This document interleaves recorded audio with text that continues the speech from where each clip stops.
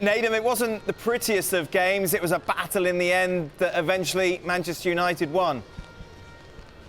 Yeah, it certainly was. And I think before the game we mentioned how Brighton were favourites, but it wasn't by a great deal. And as we said as well, United, last time they were here, they were lifting a trophy, so they do have a positive feeling. And overall, you know, they've had a very, very good season. So at times they sort of made adjustments, and as a consequence, they were more in the game. I thought in the second half, in particular after Fred came on, it looked a lot better, a lot more dangerous in terms of trying to stifle some of those plays from the back that Brighton had. But you're right.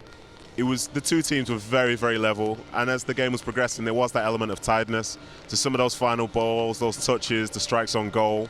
They weren't really the quality that we were hoping and maybe to a certain extent expecting to see, but you know, then it comes down to the lottery of penalties, and there were some cracking penalties there. And even the one from Lindelof, magnificent way. What a way to sort of send your team through to their final.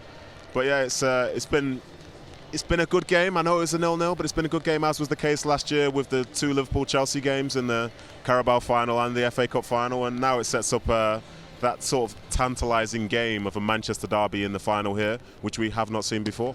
I know, that's the crazy thing. You'd imagine at some stage during this historic tournament they would have met in the final. Never happened before, Nedum. You, of course, live in Manchester. It's going to be a fun few weeks building up to the game.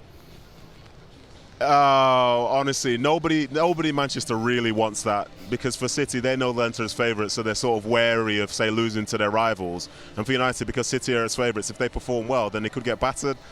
So realistically, is there any real joy to be had as such apart from the outcome? And I don't, you know, it should make for a good spectacle. I think United at that point, they'll be clear in terms of being in the top four and all that, so it's a one game to try and win it all. And for City, who knows, maybe that'll be their penultimate game of the season. We'll have to see, but it'll make for a very interesting spectacle. Two tactically different sort of sides. And the last time these two sides played, Man United got the win, so there's going to be a lot riding on it. And a lot of people heading down from Manchester, which is going to be pretty stressful. Oh, of course, you have to be on the train with them, Nedum. That's why you're stressed out. Yeah, I didn't need that, Dan. I didn't need that at all, I'll be honest. Oh, it's a hard life, poor Nedum. Hey, Kieran, proper FA Cup final. Oh, yeah, I can't believe we haven't seen one before. Yeah.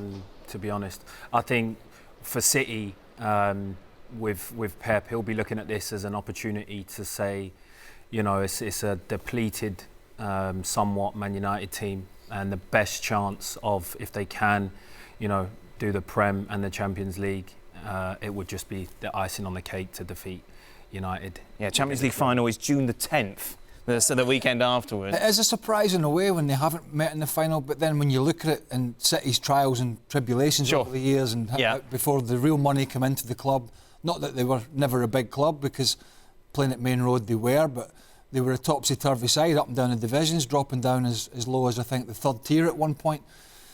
But yeah, I mean, I look at United against this current City side, and we've talked about this City team, unless it changes between now and end of the season, all their main guys have hit the straps. They're all playing at the top of the game, at the business end of the season. And for United, the worry is, one of the fulcrums of the team this year has been Martinez and Varane and that sort of partnership.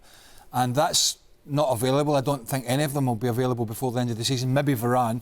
So that's a problem area, particularly with, obviously, Erling Haaland and Julian Alvarez and De Bruyne and Bernardo Silva and Grealish and all these. So it's going to be a tough ask for this United side, unless Manchester City have a really bad day at the office. But I'll give them the credit, even in this game, being outplayed for long periods of it. They've got some guts about them, this United side under Ten Hag.